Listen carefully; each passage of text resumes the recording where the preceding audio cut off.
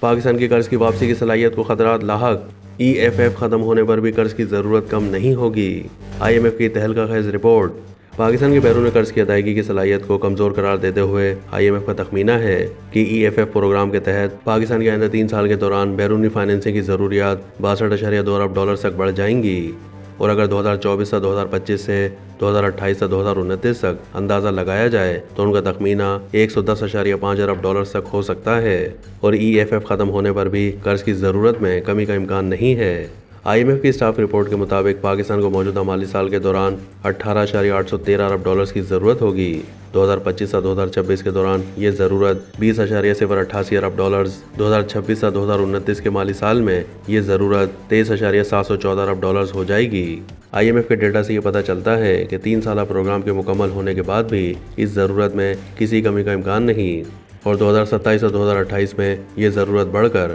24.625 ارب dollars ہو چکی ہوگی، اور 2028 سے 2029 کے مالی سال کے دوران یہ 23.235 ارب ڈالرز ہوگی۔ پاکستان کی قرض کی واپسی کی صلاحیت کو اہم خطرات لاحق ہیں، اور اس کا انحصار پالیسی کے نفاذ اور بروقت بیرونی فائنینسنگ سے ہے۔ اس انتظام کے تحت تمام خریداریاں ستمبر 2027 میں عروج پر 8,774 ملین SDR پر پہنچیں گی، جو کہ کوٹے کا 432% ہے، اور یہ EFF کے اوسط کا تقریباً دگنا ہے۔ رپورٹ میں مزید کہا گیا ہے کہ استثنائی حد تک بلند خطرہ بڑے سرکاری قرض اور عمومی فائنینسنگ کی ضرورت کم عمومی ذخائر اور سماجی سیاسی فیکٹر سے بڑھ رہا ہے، اور یہ پالیسی کے نفاذ کو خراب کر سکتا ہے اور قرض کی واپسی کی صلاحیت اور قرض کی پائیداری کو ادھیڑ سکتا ہے۔ مالی اور بیرونی نمو پذیری کی بحالی فنڈ کو قرض کی ادائیگی یقینی بنانے کے لیے بہت اہم ہے۔ اس کا دار و مدار مضبوط اور پائیدار پالیسی نفاذ پر ہے، جس میں مالی استحکام اور بیرونی اثاثوں کا حصول شامل تو ہے، مگر یہ اس حد تک محدود نہیں ہے، کیونکہ فیصلہ کن اصلاحات مضبوط اور مزید لچکدار اقتصادی ترقی بھی اسے بہتر بنائے گی۔